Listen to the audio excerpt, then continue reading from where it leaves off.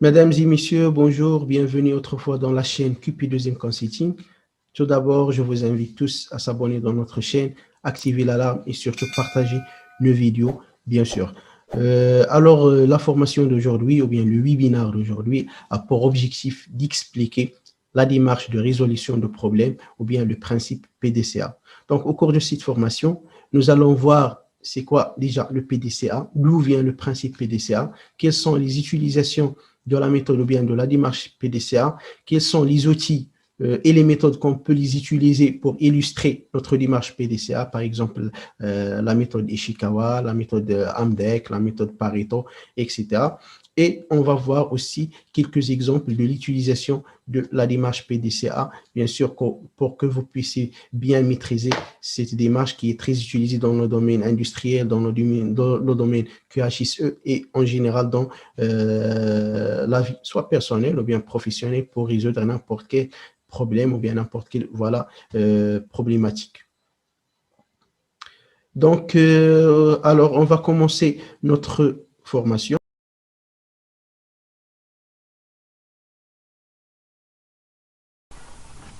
Donc, à titre d'introduction, déjà pourquoi est-il nécessaire d'avoir une démarche de résolution de problème?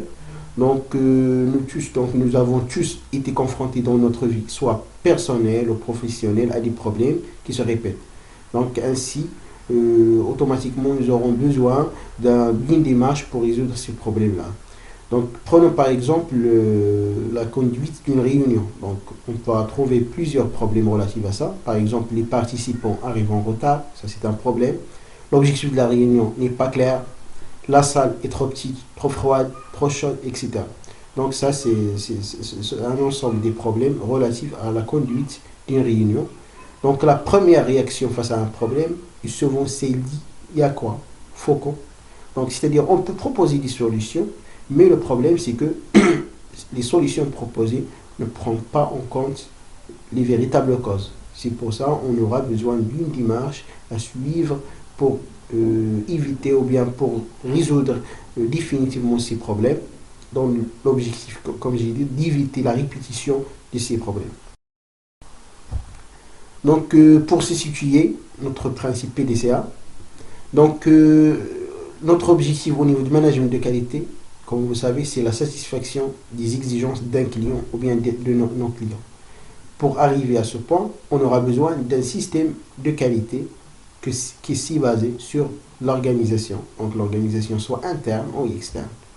Donc pour arriver à une organisation, bien une organisation efficace, on aura besoin de ce qu'on appelle l'assurance qualité. L'assurance qualité, donc c'est faire ce qu'on écrit et écrire ce qu'on fait. Donc après l'assurance qualité, ou bien lorsqu'on arrive à une organisation, on aura toujours besoin de la détection ou bien d'un système de détection des anomalies relatives à cette organisation ou bien à cette assurance qualité.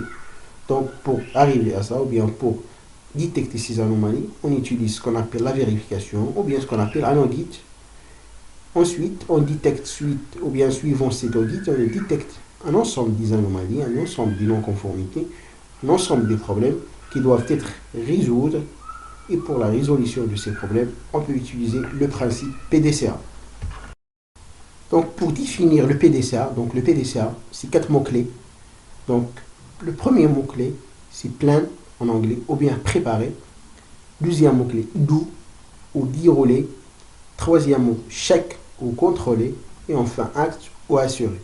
Donc, l'objectif général de la démarche de PDCA, c'est de résoudre définitivement nos problèmes et nous améliorer individuellement ou en groupe de manière continue. Ainsi la notion de l'amélioration continue. Alors pour maîtriser notre démarche PDCA, donc nous devons savoir que chaque mot-clé, ou pour chaque mot-clé, il y a plusieurs étapes et plusieurs phases. Prenons par exemple le cas du premier mot-clé, préparer. L'objectif déjà de cette étape ou bien de ce mot-clé est de poser le vrai problème, trouver aussi les causes racines et choisir les solutions optimales. C'est-à-dire pour chaque volet. Donc on peut trouver plusieurs outils qu'on va aller voir ensemble. Donc pour le mot-clé, ou bien préparer, donc l'étape numéro 1, c'est poser le problème. Donc c'est une étape qui est constituée aussi de 5 phases. La première phase, c'est identifier le problème. Par exemple, comme nous avons vu dans l'introduction, notre problème, c'est la conduite d'une réunion. Deuxième phase, c'est la construction d'un groupe de travail. Donc, généralement, on va voir avec détail quelles sont les conditions pour constituer une bonne équipe ou bien un bon groupe de travail afin d'arriver à résoudre le problème. Ensuite, on doit formaliser le problème. Donc, la formalisation du problème, généralement, on peut utiliser l'outil PQQ ou QCP. Donc, suite à l'analyse de qui enrichir éventuellement le groupe de travail. Et ensuite, l'étape ou bien la phase numéro 4, c'est mesurer la situation actuelle. Donc, pour la mesure de la situation actuelle, généralement, on peut mettre en place 10 indicateurs pour évaluer l'état actuel, parce qu'on aura besoin de réévaluer cet état après la mise en place de 10 actions pour résoudre le problème, pour voir est-ce qu'ils sont efficaces ou non.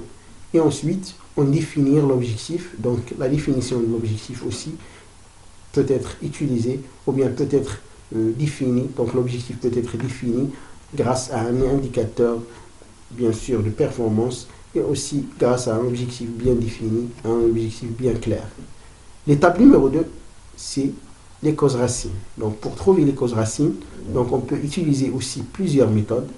Donc, on peut utiliser le brainstorming. Donc, le brainstorming pour collecter un ensemble des causes, pour collecter le maximum possible des informations à partir des experts et des personnes qui sont relatives à ce problème. Ensuite, on doit visualiser les causes. Pour visualiser les causes, ou bien pour schématiser les causes, on peut utiliser le diagramme d'Ishikawa ou bien cause-effet. Donc, pour classer les causes suite à 5 catégories qui sont très connues: la matière, le milieu, la méthode, main-d'œuvre, etc. Ensuite, il y a une phase de hiérarchisation des causes. Pour la hiérarchisation des causes, donc on peut utiliser le vote pondéré pour classer aussi les causes. Et enfin, on valide ces causes, soit par exemple à la méthode qui déjà définit la vote pondérée, ou bien on peut utiliser le diagramme Pareto.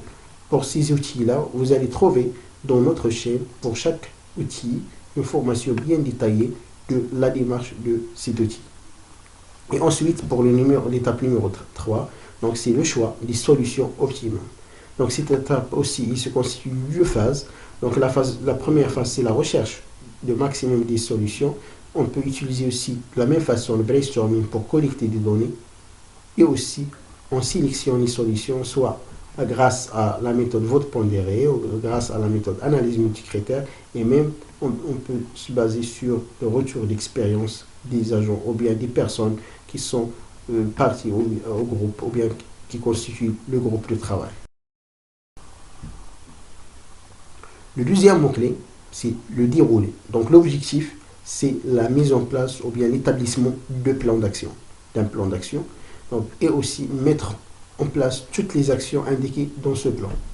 Donc pour cette étape, comme j'ai dit, on doit mettre en œuvre la solution retenue dans l'étape ou bien dans la phase numéro 1. Cette étape aussi est constituée de 3 phases. Donc on doit définir la zone d'expérimentation, c'est-à-dire on doit définir le périmètre de plan d'action, c'est-à-dire si on travaille dans une société ou juste pour un service ou un processus, etc. On doit rédiger un plan d'action. Donc la rédaction du plan d'action, on va voir en détail comment rédiger notre plan d'action, bien sûr, en définissant c'est quoi l'action, c'est qui le responsable de l'action, le délai, l'objectif, etc. Et ensuite, la réalisation de toutes les actions définies. Ensuite, pour le troisième mot-clé, qui est contrôler. Donc cette phase aussi, ou bien cette étape aussi, il y a des objectifs. C'est la vérification que les actions mises en place sont efficaces. C'est-à-dire, on a mis dans l'étape, ou bien de le mot-clé, dérouler un ensemble des actions. Maintenant, on arrive à vérifier est-ce que ces actions sont efficaces ou non. Donc, on peut voir ça, bien sûr, en se basant sur la mesure des résultats ou bien la mesure des indicateurs qui sont définis dans les phases qui sont déjà précédentes. Et voilà, pour comparer la situation initiale avec la situation actuelle après la mise en place de ces actions. Et quatrièmement, le mot-clé assuré. Donc, une phase ou bien c'est un mot-clé qui a pour objectif de vérifier quelles sont les actions mises en place sont efficaces dans le temps ou non. C'est-à-dire, est-ce qu'on est sûr que les actions mises en place restent efficaces pendant le temps. Il est généralisé dans le cas où il y a besoin des autres services ou bien des autres unités, etc. C'est-à-dire, on peut élargir le périmètre de notre action ou bien de notre plan d'action ou bien la zone d'expérimentation de notre plan d'action, on peut l'élargir. Dans cette étape-là, donc il y a aussi trois phases. Donc premièrement, on doit formaliser les solutions dans certains cas, mettre en place des systèmes anti-erreurs, par exemple un système de détection des anomalies, etc. On peut généraliser les solutions possibles. On peut aussi valoriser le groupe de travail et les personnes ayant mis en œuvre les actions pour les motiver.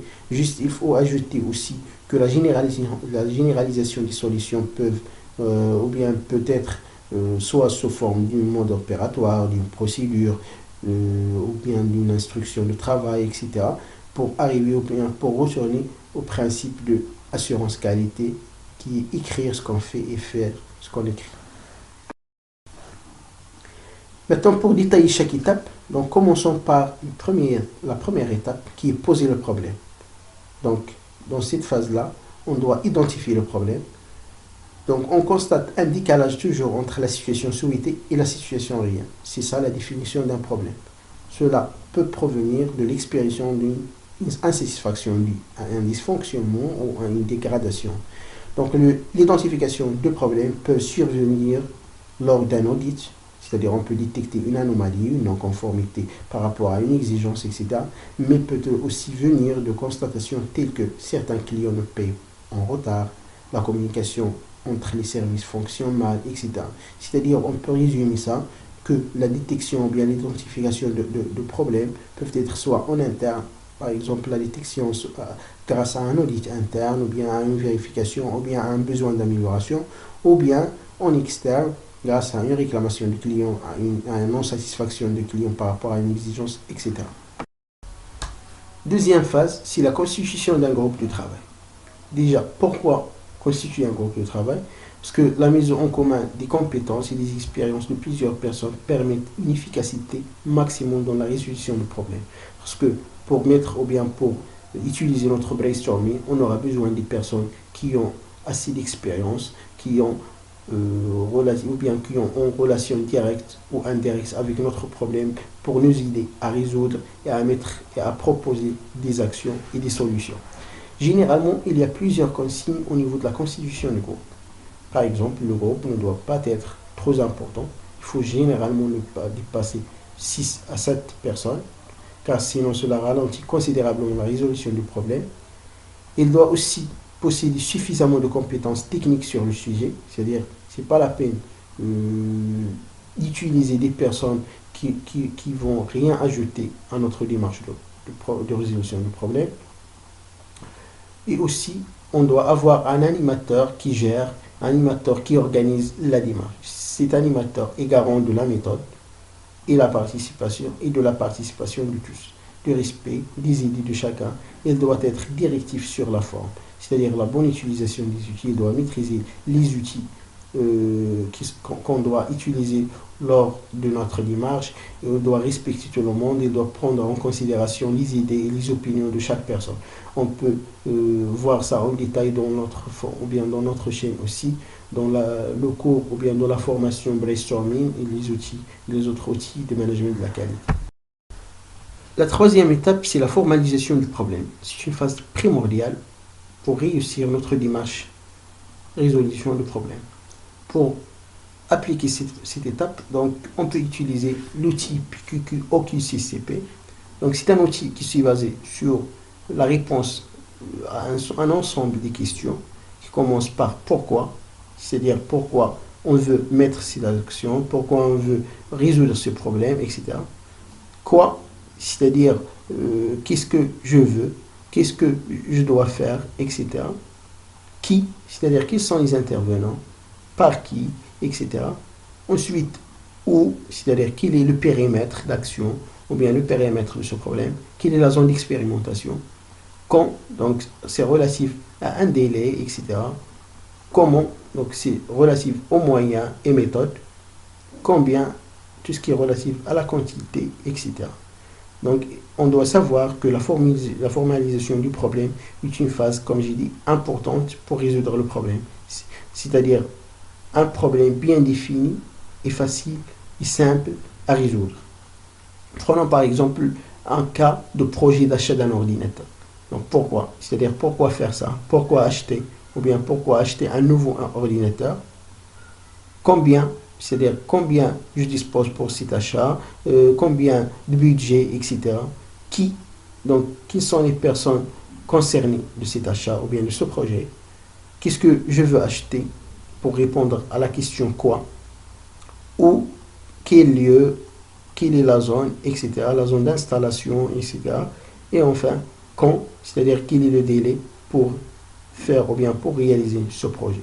Donc, c'est l'outil le plus ou bien le plus utilisé pour décrire ou bien pour formaliser l'autre problème. L'étape 4, c'est la mesure de la situation actuelle. Donc, comme j'ai dit, pour mesurer la situation actuelle, donc on doit utiliser un indicateur de performance. Et généralement, c'est mieux d'utiliser un indicateur qui est mesuré. Donc, il est nécessaire de définir un ou plusieurs indicateurs représentatifs du problème. Car dans la partie contrôle de la démarche, il faudra comparer, comme j'ai dit, la valeur des indicateurs à l'état ou bien à la situation initiale et à la situation finale après la mise en place de ces actions. Cela nous permettra de dire est-ce que les actions mises en place sont efficaces ou non. Généralement aussi au niveau des indicateurs, on peut utiliser des indicateurs qui sont du type 0 à 1, par exemple une machine en panne.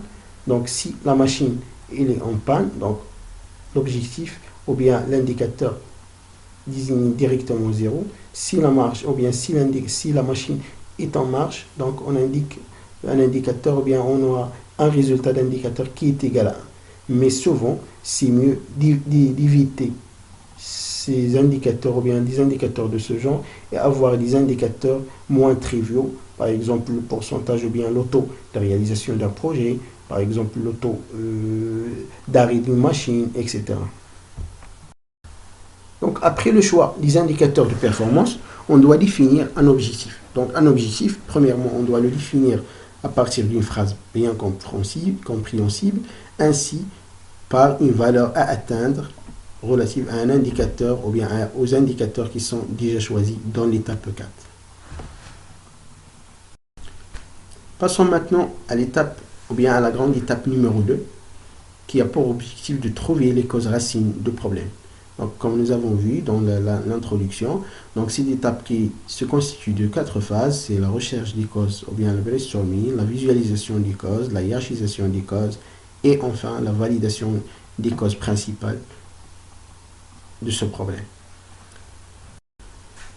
Donc pour la phase numéro 1 de l'étape 2, c'est la recherche des causes. Donc généralement, comme j'ai dit, la meilleure étude ou bien le meilleur outil, c'est le brainstorming, parce que c'est un outil qui se base sur le fait ou bien sur l'effet de synergie d'un groupe et d'être beaucoup plus efficace qu'une personne seule. En fait, le but de brainstorming est de produire le maximum possible des idées, donc avec un minimum de temps sur un sujet quelconque. Donc ainsi, on peut travailler par l'association d'idées et on peut ajouter aussi que l'idée émise par une personne fait germer une nouvelle idée pour une autre personne. Et comme ça, on peut avoir un maximum possible d'idées, soit relatives à un problème, relatives à des solutions aussi, et surtout, dans notre cas, relatives aux causes. Deuxième étape, ou bien deuxième phase de l'étape numéro 2, c'est la visualisation des causes. Pour visualiser les causes, généralement, on peut utiliser la méthode Ishikawa ou 5M. Donc, c'est une méthode qui se base sur la classification de nos idées ou bien de nos causes en utilisant la matière, c'est-à-dire quelles sont les causes relatives à la matière, pour la matière de tout ce qui est matière première, tout ce qui est consommable et aussi tout ce qui est énergie et information. Aussi, tout ce qui est relatif aux méthodes, donc pour les méthodes, par exemple les procédures, les modes opératoires, les modes d'emploi, etc. tout ce qui est relatif matériel, donc tout ce qui est machines, locaux, outillage, ressources matérielles, etc. La main-d'œuvre, tout ce qui est relatif au personnel, compétences, formation, et enfin milieu, donc tout ce qui est relatif au contexte, ou bien environnement, par exemple la température du travail, le bruit, conditions du travail, ergonomie, etc. Donc pour mieux comprendre ça, vous pouvez voir aussi une vidéo détaillant la méthode Ishikawa dans notre chaîne. Passons maintenant à la phase numéro 3 de l'étape numéro 2. C'est la hiérarchisation des causes. Donc hiérarchiser les causes, c'est-à-dire les trier par ordre d'importance. Généralement, on peut utiliser la méthode vote pondéré. Aussi, pour cet outil, il y a plusieurs procédés ou bien il y a plusieurs démarches pour mettre cet outil. Prenons par exemple le cas où il y a un ensemble des personnes qui font partie à un groupe de brainstorming. Premièrement, on a 10 causes identifiées dans la phase précédente. Ensuite, on peut donner pour chaque cause une lettre ou bien un numéro pour l'identifier.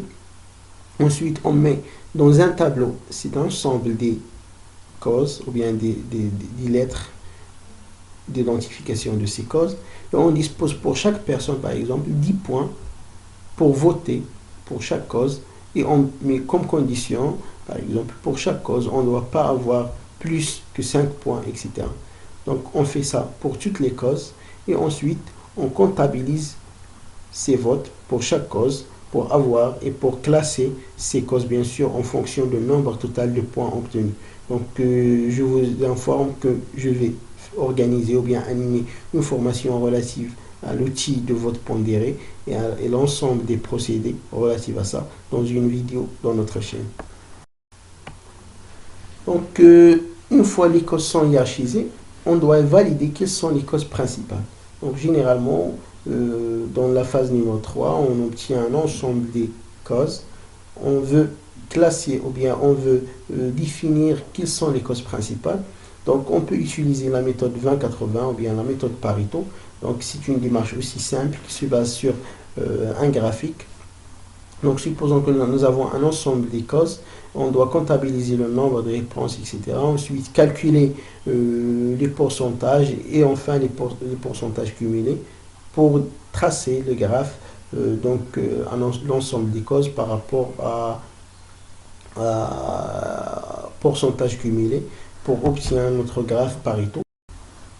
Donc voilà un exemple d'un diagramme de Pareto 20-80. Donc pour valider quelles sont les causes principales, par exemple dans ce cas-là, les causes principales c'est la longueur plus le diamètre, surtout la longueur. Donc généralement il y a une vidéo dans notre chaîne intitulée Loi de Pareto qui détaille quelle est la démarche à suivre pour utiliser cet outil qui est vraiment très important au niveau de la management de la qualité. On peut l'utiliser même dans la production, dans la gestion de stock, etc. Maintenant, on arrive à l'étape numéro 3. Donc, c'est une étape qui a pour objectif de choisir quelles sont les solutions optimales. Donc, cette étape commence par l'étape, ou bien par la phase numéro 1, qui est la recherche des solutions optimales. Donc, généralement, la recherche des solutions, pour la recherche des solutions, on peut utiliser de la même façon que les causes, le brainstorming. Donc, ce sont des solutions, pour trouver des solutions qui sont bien sûr censées à éliminer les causes du problème. Donc la phase numéro 2 de l'étape numéro 3, c'est la sélection des solutions. Donc pour sélectionner les solutions, on doit définir tout d'abord quels sont les critères de choix de ces solutions. Parce qu'on pourra avoir par exemple des solutions ou bien des critères relatifs à l'efficacité, relatifs au coût, relatifs à la qualité, à la rapidité, etc. Et ensuite, pour sélectionner ces solutions, on utilise de la même façon que les causes aussi le brainstorming. Ainsi, on classe ces solutions grâce à un vote pondéré qu'on a vu aussi déjà dans le cas de la sélection ou bien de la hiérarchisation des causes. L'étape numéro 3, c'est la mise en œuvre de la solution retenue. C'est-à-dire, dès qu'on choisit les solutions optimales, on doit mettre en place ou bien on doit mettre ces solutions sur terrain. Donc la première phase relative à cette étape, c'est la définition de la zone d'expérimentation qui consiste, comme nous avons vu, à définir qui est le périmètre, est-ce qu'il est juste relatif à un service relative à un processus, relative à tout l'organisme, relative à aussi à des autres parties prenantes ou bien parties intéressées, etc. Donc il vaut mieux éviter les secteurs où doit intervenir des changements importants tels que restructuration, déménagement, etc. Et ensuite, la rédaction d'un plan d'action. Donc, comme j'ai dit, la rédaction d'un plan d'action. Donc, on doit définir c'est quoi l'action, qui est le responsable de l'action, l'objectif de cette action, quel est le délai de la mise en place de l'action et comment définir ou bien comment savoir l'efficacité de ce plan d'action. Donc voilà un exemple des outils utilisés pour la rédaction d'un plan d'action. Donc on peut utiliser le diagramme de Gantt ou de PERT dans la gestion de projet. Donc c'est un diagramme très simple. Son objectif c'est de définir pour chaque action quelle est la durée, quel est le temps de lancement, quel est le temps de fin de chaque action, etc. Donc ensuite, dès que le plan d'action est rédigé, on doit réaliser ces actions définies. Donc la réalisation de ces actions, donc nous avons vu que pour chaque action, on a défini un pilote ou bien un responsable. Donc ce pilote-là doit aussi définir quelles sont les ressources nécessaires, donc des ressources matérielles, des ressources humaines, des ressources même financières pour élaborer ou bien pour réaliser ces actions. Et généralement, pour réussir les actions, donc il est recommandé d'expliquer à l'ensemble du personnel la démarche ou bien le déroulement, comment va se dérouler pour réaliser ces actions et quel est le secteur ou bien le périmètre de ces actions. Maintenant, on arrive à l'étape numéro 5 qui consiste à mesurer les résultats de la situation, bien des solutions mises en place et le comparer à la situation initiale. Donc nous avons vu que dans l'état initial, nous avons choisi des indicateurs de performance et nous avons calculé ces indicateurs de performance. Ensuite, pour voir est-ce que les actions mises en place sont efficaces ou non, on doit recalculer ces indicateurs et comparer les résultats par rapport aux résultats de l'état initial et par rapport à l'objectif défini. Donc, généralement, si nous avons atteint les objectifs, donc c'est bon. Dans le cas contraire, on doit revenir à chaque étape ou bien aux étapes précédentes pour savoir où il y a le problème. Par exemple, on peut détecter qu'il y a un problème au niveau d'une action qui est mal définie ou bien mal mise en place, etc. Donc nous remontons jusqu'à trouver l'étape où il y a un problème et on doit le résoudre et ensuite nous redescendons les étapes. Pour l'étape numéro 6, donc c'est assurer ou acte. Donc cette étape est certainement très importante parce que dans cette étape, on doit être sûr que les actions mises en place est efficaces à temps, est efficaces dans le temps aussi. Donc cette étape est constituée de 3 phases. Donc premièrement, on doit formaliser les solutions, généraliser les solutions et valoriser le groupe de travail. Donc, au niveau de l'étape numéro 6, donc la première phase, c'est la formalisation des solutions. Donc, la formalisation des solutions consiste à rédiger la solution dans une procédure ou dans une mode opératoire, une instruction de travail, mode d'emploi, etc. Parce que c'est une phase qui consiste à s'assurer que les actions sont efficaces dans le temps. Par exemple, en prenant le cas où il y a des clients qui payent leurs factures en retard, on peut par exemple rédiger une procédure ou bien mettre en place dans un logiciel un système de détection des clients qui payent en retard avec un délai de 15 jours pour nous donner par exemple le premier rappel, au bout d'un mois pour nous donner le deuxième rappel, etc. jusqu'à par exemple 2 mois ou je ne sais pas, pour décider par exemple qu'on doit faire une visite à ce client pour voir les clients ou bien éliminer de travailler avec les clients qui sont mauvais payeurs. Donc voilà un exemple d'une procédure pour gérer les clients qui payent en retard. Deuxièmement, généraliser les solutions si possible. Parfois, par exemple, on met des actions dans un périmètre ou bien dans une zone d'expérimentation. On trouve que ce sont des solutions qui sont efficaces. On peut la généraliser dans les autres processus, les autres services ou bien des autres zones d'expérimentation afin de se bénéficier de l'expérience qui est appliquée dans cette zone. Et enfin, pour réussir, on doit toujours valoriser et reconnaître les personnes pour les motiver afin de mettre ou bien de suivre la démarche pour chaque problème et afin de l'évolution et la motivation du groupe de travail dans le sens de l'amélioration continue.